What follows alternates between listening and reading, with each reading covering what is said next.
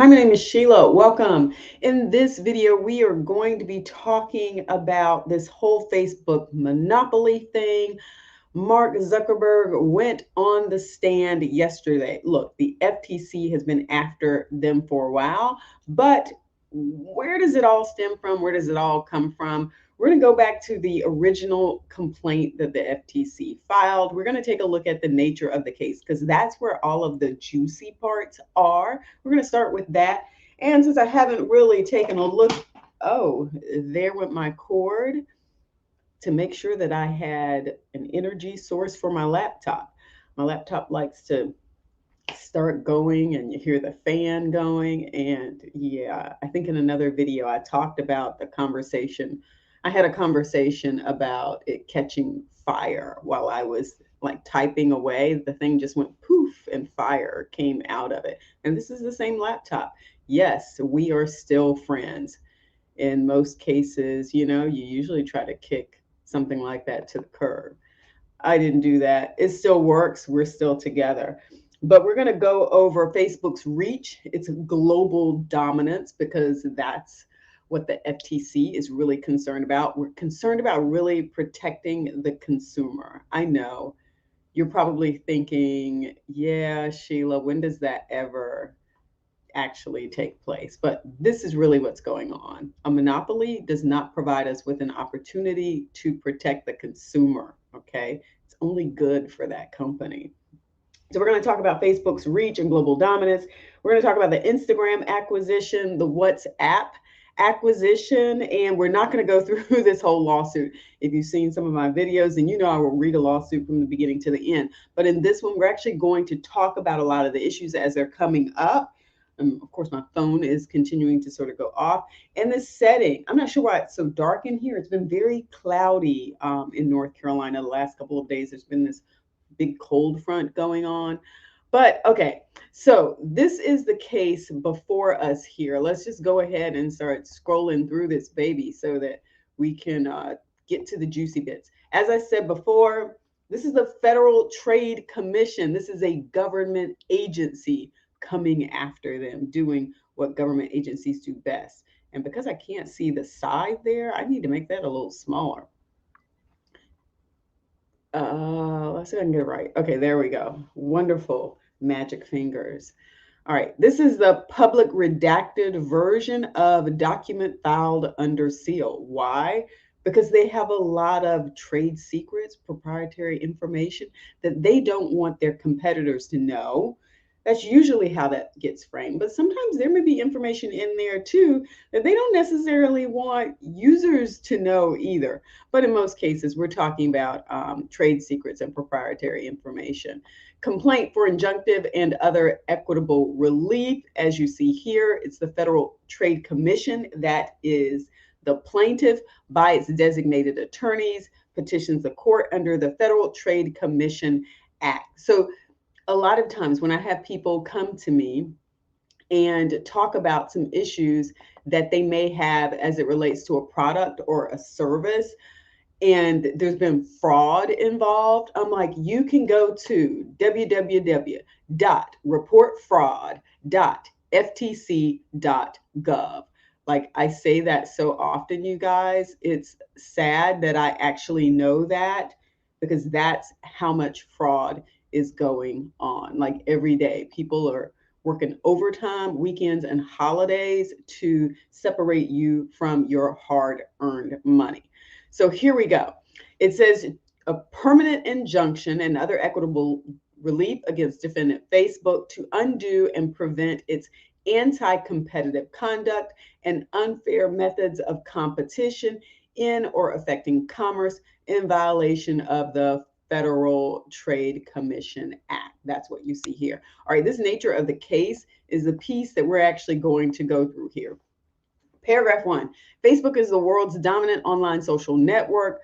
More than 3 billion people regularly use Facebook services to connect with friends and family and enrich their social lives. Now, remember, there used to be like MySpace and Friendster and some other things, but Facebook managed to rise to the top. However, over the last few years, people have talked about, the younger generations not using Facebook as much because why? They were using Instagram. And once Facebook sort of saw that they were using Instagram, guess where Facebook went? Guess what Facebook bought? So now you can see how this all starts to come together. If Facebook was the place of boomers and older adults, people my age, you know, then you start to say, well, at some point in time, those people are going to start to fade off. We're going to need new consumers. We're going to need, to keep that whole door open so that people keep coming in and using our product. So yes, the fact that it was dominant, the dominant online social network, we know that over time, that doesn't necessarily mean it's going to stay that way. So it says here, but not content with attracting and retaining users through competition on the merits, Facebook has maintained its monopoly position by buying up companies that present competitive threats and by imposing restrictive policies that unjustifiably hinder actual or potential rivals that Facebook does not and cannot acquire. So again, yeah, it's just sort of like, okay, it's not enough for you to just be at the top of the food chain. Now you want to make sure that you take out all of your competitors, and you're going to do that by imposing these restrictive policies. At least this is what the FTC is saying. It says Facebook holds monopoly power in the market for personal social networking services, personal social networking and personal social networking services in the United States, which it enjoys primarily through its control of the largest and most profitable social network in the world, known internally as Facebook Blue, and to much of the world simply as Facebook. Yes. Okay, so they're framing this. Now let's think about this for a second, because in this paragraph, they are sort of framing this about the United States. Why? Because this is the FTC, a United States federal agency. But remember, it has global dominance. Its impact is global. But for this case, when we're talking about jurisdiction, we're going to like really hone in on the fact that, we're talking about violating US law. Okay. So this is not to say that they don't have the dominance here. In the United States, Facebook Blue has more than, okay, so here's some of that proprietary information that I mentioned before that they don't want to give up. They don't want to tell you how many daily users there are, and more than redacted. All this stuff is redacted because, hey, why give the competition your information so that then the competition can say, hey, okay, well, they've got that many. Surely we can siphon some off. No other social network of comparable scale exists in the US. There is that whole dominance. So they're setting this whole stage up. Facebook's unmatched position has provided it with staggering profits. Facebook monetizes its personal social networking monopoly principally by selling advertising, which exploits a rich set of data about users' activities, interests, and affiliations to target advertisements to users. Last year alone, Facebook generated revenues of more than 70 billion and profits of more than 18 billion. You guys, that is a lot. That is a lot. Let me go back over that because I don't think you like adequately saw that because I didn't have that up. So let me hit back on that again just to make sure that we can all see exactly what I'm talking about here. It says Facebook's unmatched position has provided it with staggering profits. Facebook monetizes, look, by selling advertising. So we didn't not know that. That's something we already knew, right? That's nothing new. It says it exploits the rich data about our activities. Okay, so everybody says, well, I want privacy. All my stuff is out there. Well, all your stuff is out there. Every time you sign up for one of these social platforms to use, then what do you think they're doing with that information? They are selling it so that they can make money. That's the whole point of this. They're not, as much as they would like to say, yes, we have a mission about bringing people together.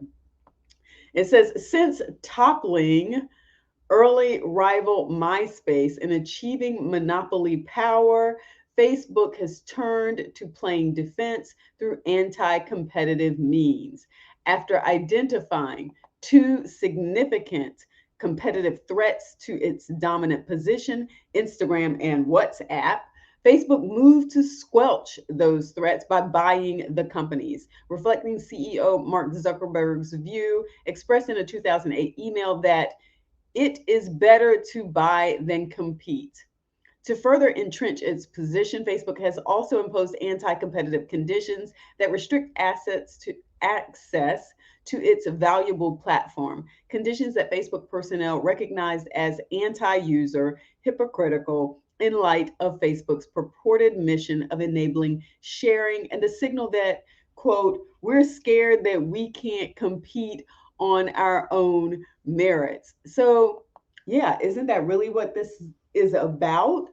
I mean, he just said that supposedly, it's in quotes, it's in the lawsuit, better to buy than to compete. I'm going to have to remember that as my own motto as I buy out my competition, then I don't have to compete with them.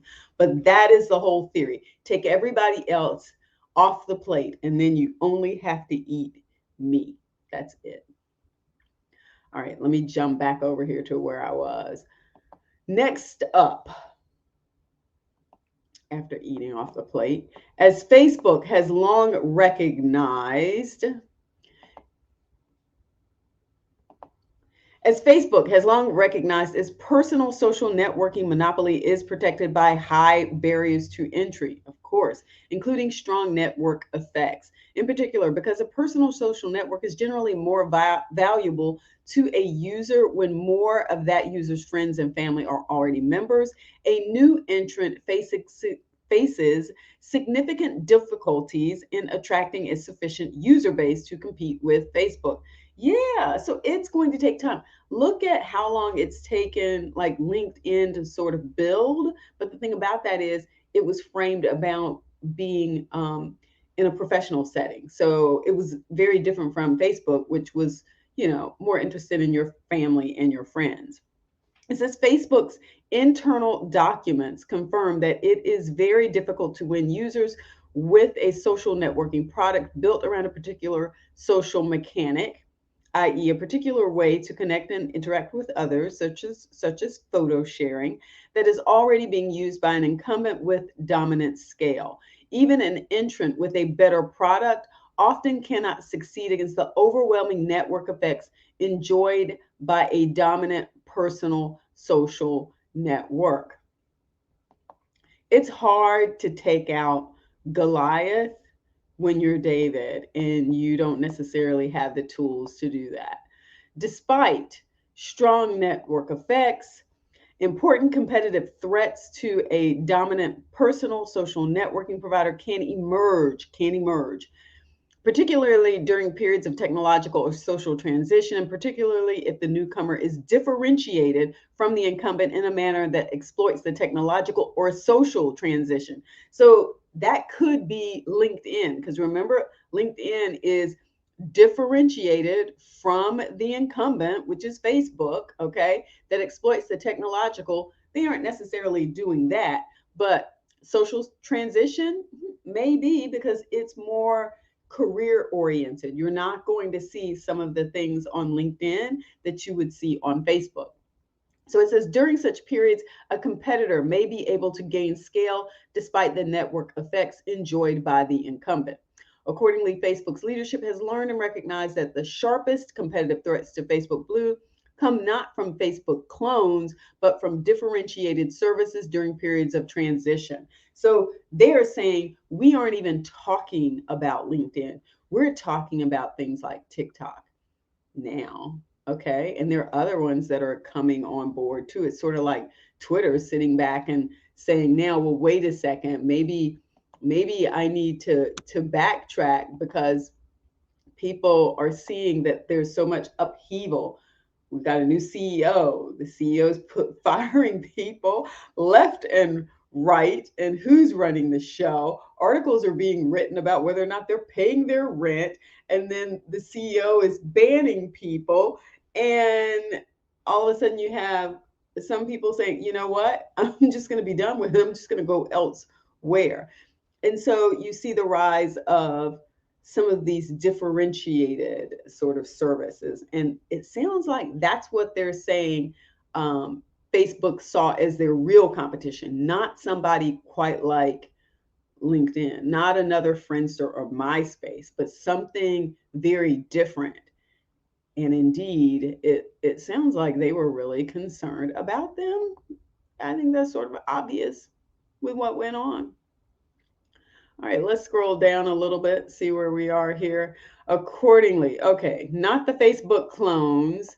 In an effort to preserve its monopoly in the provision of personal social networking, Facebook has for many years continued to engage in a course of anti competitive conduct with the aim of suppressing, neutralizing, and deterring serious competitive threats to Facebook Blue. It's funny when they keep saying Facebook Blue, I keep going in my head. I do remember that time when they used the name Facebook Blue. I had totally forgotten about it.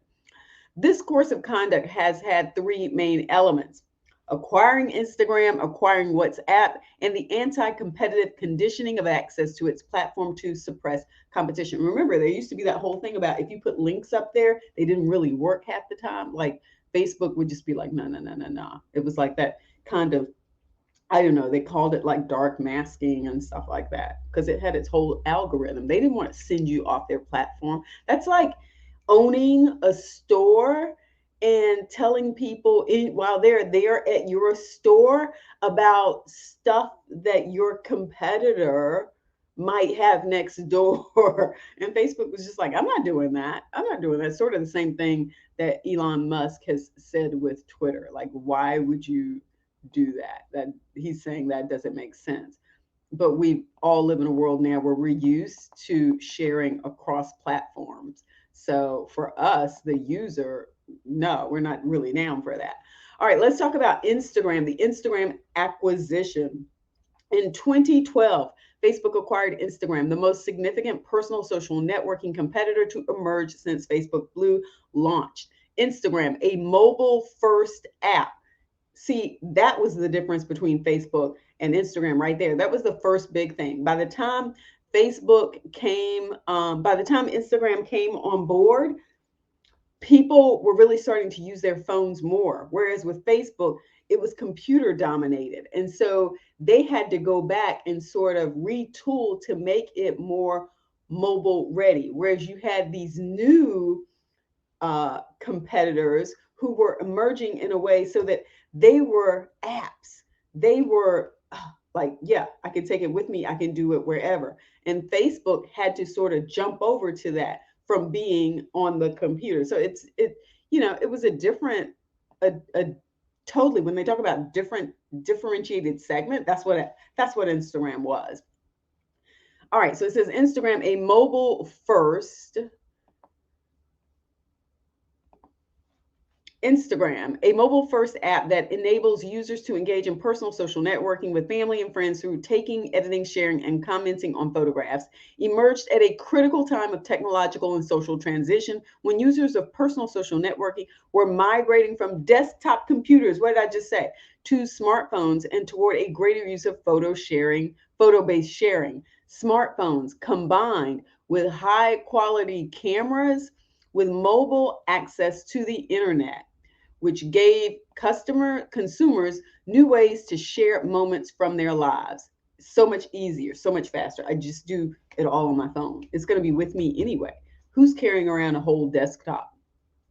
By satisfying users' demand for excellence in photo handling, social networking, and user experience via their smartphones, Instagram quickly seized a particularly strong position as a fast growing provider of personal social networking. As users increasingly demanded and prioritized personal social networking services on their smartphones and connecting with friends and families through photo sharing, Instagram became an existential threat. You guys, okay, don't eat me up for not being able to say that word. I just, I can't get it all together. Existential threat to Facebook Blue's personal social networking monopoly. Again, not a Facebook clone, something totally different. That's what they were afraid of. It says Facebook initially tried to compete with Instagram. Haha.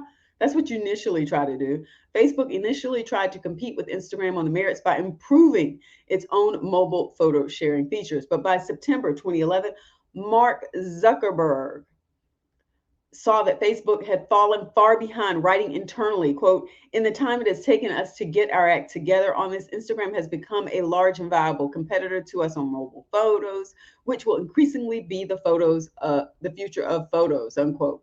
So Facebook fell back on the philosophy that it is better to buy than compete. If you learn nothing out of this, like that'll be your take home. You'll be out next week opening up a pop-up shop or something, and you'll be like, what can I buy? Because it's better to buy than compete.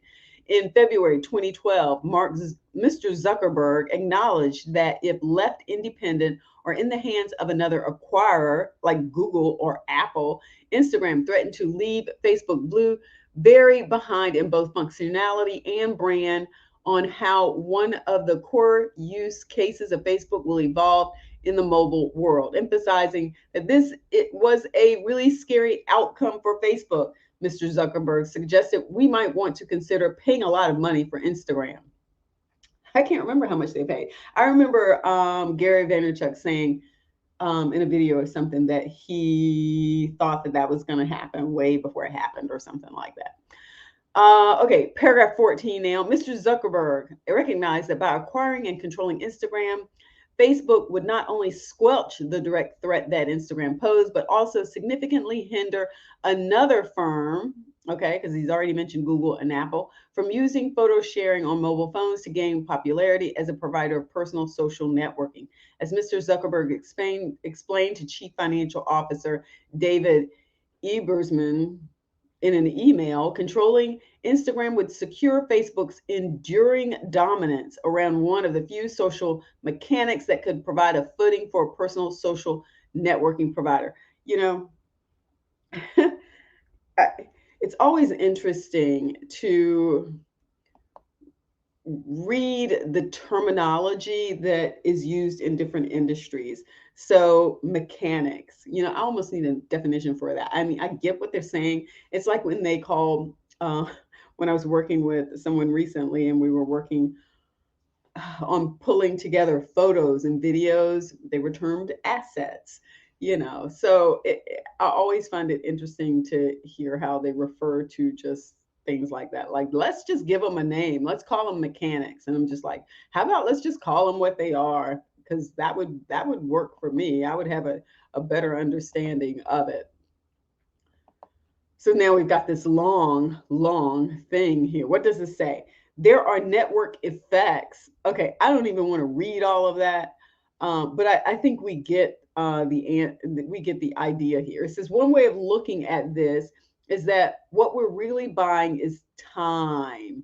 Even if some new competitors spring up, buying Instagram, Path, Foursquare, etc., now will give us a year or more to integrate their dynamics before anyone can get close to their scale again. Within that time, if we incorporate the social mechanics they were using, those new products won't get much traction since we'll already have their mechanics deployed at scale. So that's really the plan. Like, they have laid out the plan here. Like, here's the strategy. Like, this is the book. They just brought the book from out of the back room, and now we all see exactly what it says.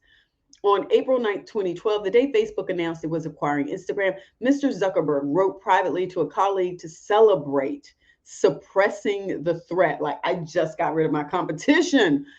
I remember your internal post about how Instagram was our great threat and not Google Plus. You were basically right. One thing about startups, though, is you can often acquire them. Does anybody remember? Tell me.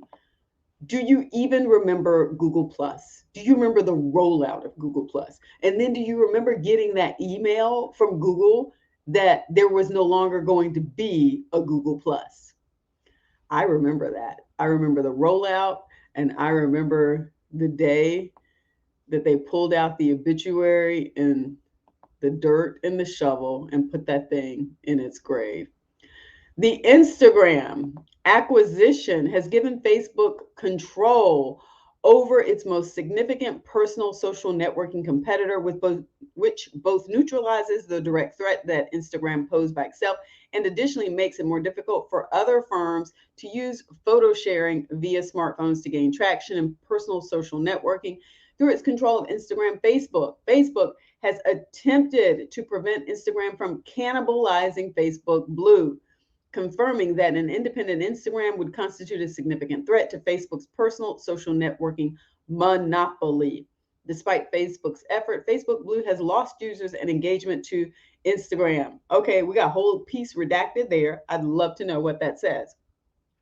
All right, let's hit on now the WhatsApp acquisition. Okay, because it's like it's not enough for us to just take you down, to acquire Instagram. We're going to also go after WhatsApp because, we've got this whole chat function working. So we're going after the pictures because they're sharing that. And then we're going after the words because they're sharing that. So both of these ways that people are connecting, we're going to add that to our house.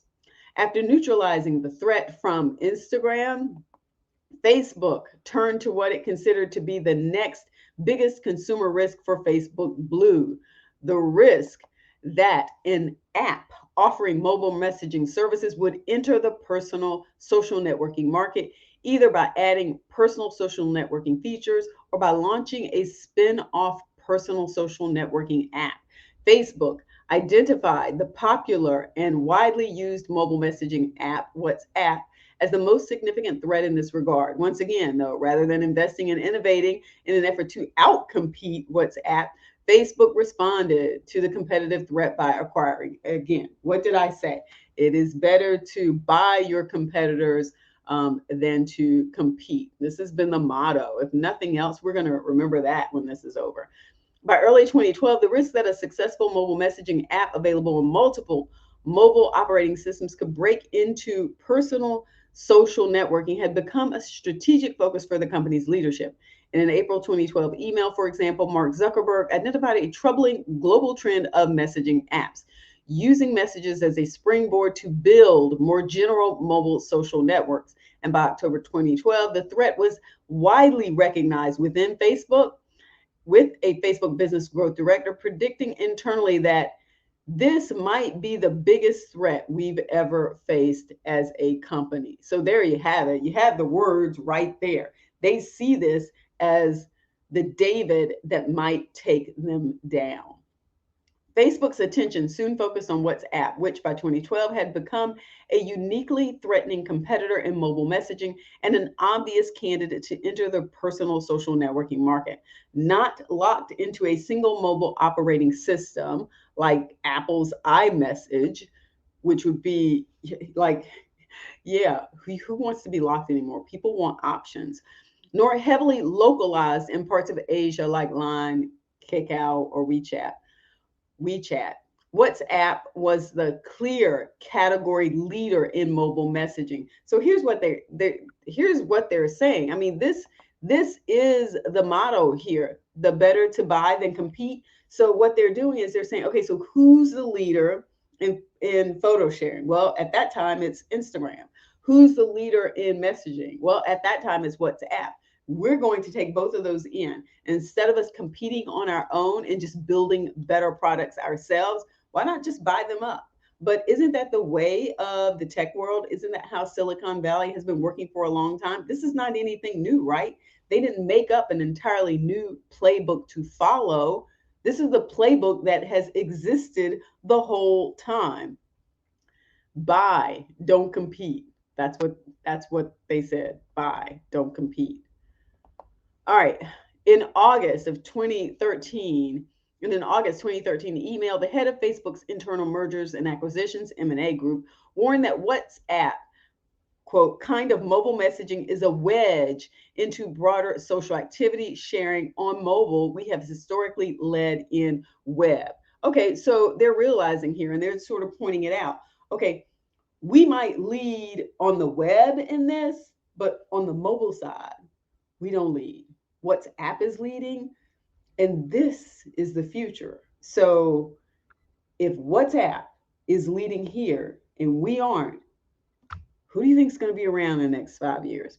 Once again, Facebook decided it was better to buy than compete. After Facebook announced the acquisition of WhatsApp, employees internally celebrated the acquisition of probably the only company which could have grown into the next Facebook purely on mobile. Oh my gosh, like some of this just so tells you the whole story. Other industry observers shared that view. For example, investment bank SunTrust Robinson Humphrey observed in an analyst report, we think WhatsApp and Facebook were likely to more closely resemble each other over time, potentially creating noteworthy competition, which can now be avoided. They took out their competition by buying their competition. And what they're saying is, so I know people are just sort of like, yeah, but they were different, Sheila, they were different. And that's what Facebook is saying. The fact that they were different was a way for them to, over time, merge into something else. Remember, Facebook didn't start out being the Facebook that we see today. Remember, it started out being this sort of social networking tool for college students. And then it morphed into what it is today. And so Facebook's concern is that both Instagram with its pictures and WhatsApp with its messaging, they're different now, but they may morph into something that can grow and be a direct competitor to Facebook.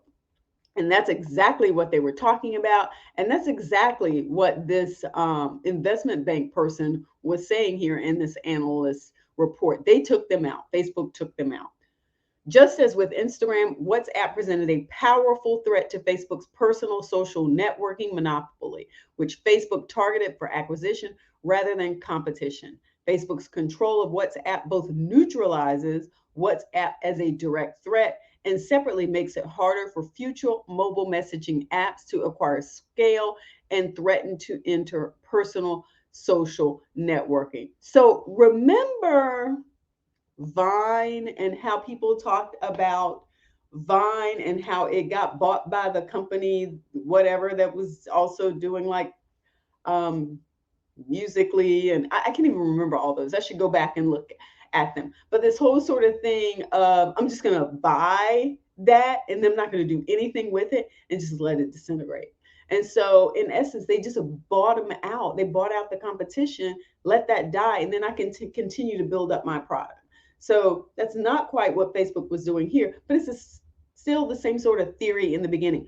Buy your competition, and then you don't have competition. All right, so the next piece that they're talking about is the anti-competitive conditioning. Let's head a little bit into that, and I think that's probably going to be the last part here. In addition to its strategy of acquiring competitive threats to its personal social networking monopoly, Facebook has over many years announced and enforced anti-competitive conditions on access to its valuable platform interconnections, such as the application programming interfaces or APIs that makes available to third that makes that it makes available to third party software applications. Remember, that's the way that you connect. It's like you go to use another application. It's like, oh, we'll sign in using your Facebook account. But what if Facebook doesn't let you do that? Okay. In order to communicate with Facebook, i.e., send data to Facebook Blue or retrieve data from Facebook Blue, third party apps must use Facebook APIs for many years and continuously until a recent suspension under the glare of international antitrust and regulatory scrutiny. Facebook has made key APIs available to third-party apps only on the condition that they refrain from providing the same core functions that Facebook offers, including through Facebook Blue and Facebook Messenger, and from connecting with or promoting other social networks. So it's like, okay, you can do this, but you can't be a direct competitor to us. Okay. This conduct, which is motivated by a desire to weaken and hinder potential competitive threats, harms competition and helps maintain Facebook's monopoly in personal social networking in at least two ways. First, announcing these anti-competitive conditions changed the incentives of third-party apps that relied on the Facebook ecosystem by deterring them from including features and functionalities that might compete with Facebook or from working in certain ways with other firms that compete with Facebook. This deterrent suppresses the emergence of threats to Facebook's personal social networking monopoly. Yeah, they don't want anybody going against them. Second, Enforcing the anti-competitive conditions by terminating access to valuable APIs hinders and prevents promising apps from evolving into competitors that could threaten Facebook's personal social networking monopoly. Then they have harm to competition, because really that's what's going on. It's harm to competition, which in turn is harmful for consumers. Through at least the foregoing conduct, Facebook suppresses, deters, hinders, and eliminates personal social networking competition and maintains its monopoly power in the U.S. personal social networking market through means other than merits competition. In doing so, Facebook deprives users of personal social networking in the United States of the benefits of competition, including increased choice, quality, and innovation. Facebook cannot justify this substantial harm to competition with claimed efficiencies, pro-competitive benefits, or business justifications that cannot be achieved through other means. So remember what I said here. The this whole anti-competition setup that it has results in harm to consumers, because what it's saying is it decreases choice, quality, and innovation. And then what Facebook's defense, because that's what they're talking about here, okay? This would essentially be our defense. If I'm Facebook, I say, but there are more efficiencies with what we're doing. And so therefore, that is a benefit to the consumer. There are other pro-competitive benefits or just plain old business justifications. But yeah, the FTC is saying, no, we don't think so. By suppressing, neutralizing, and deterring the emergence and growth of personal social networking rivals, Facebook also suppresses meaningful competition for the sale of advertising. Personal social networking providers typically monetize through the sale of advertising. Thus, more competition in personal social networking is also likely to mean more competition in the provision of advertising. Because really, that's what it's about. Facebook's, they got a mission of sharing, and yes, we'll all come together. But it's a company. It's a company. There is a profit motive there. There is a goal of bringing value to the owners, shareholders. By monopolizing personal social networking, Facebook thereby also deprives advertisers of the benefits of competition. They're not just FTC is not just like consumers, but we're saying, hey, advertisers ought to have the benefits of competition, such as lower advertising prices and increased choice, quality, and innovation related to advertising. Today, Facebook's course of conduct is unlawfully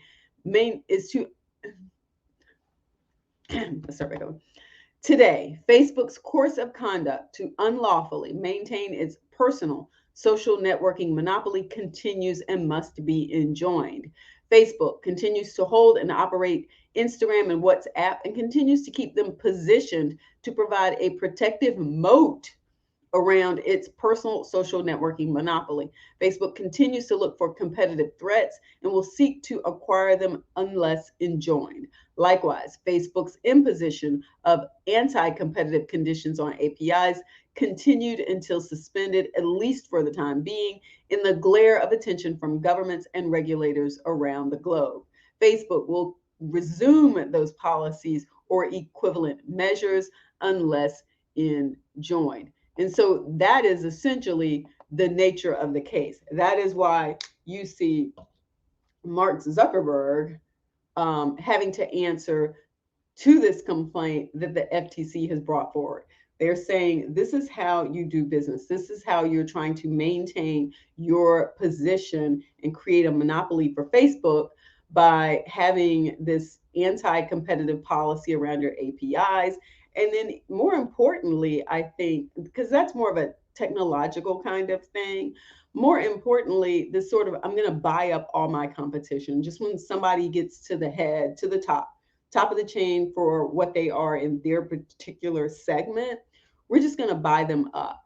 And like I said before, this is not something that's new. I don't think this is anything that's new at all. You guys tell me what you think. I don't think this is new at all. I think this has always been the playbook, because you think about the way these companies are started, and then, they go get funding. It's like, oh, well, I just got a series round, whatever. And so at some point in time, people are like, okay, we're looking, because guess what? I'm interested in an exit plan.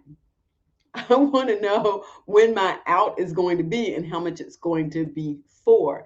And so, this idea of creating a tech company and then selling it to somebody else when it's at the top of its game, when it's created as much value as it can, when it can show that it's got such a substantial market share in that particular segment that right now the competition is low and it would bring so much value to the buying company. Yeah, which tech company is not going to be looking at that and saying, okay, so who are our potential competitors that don't look like it right now, but could certainly morph into someone who could take us down over time?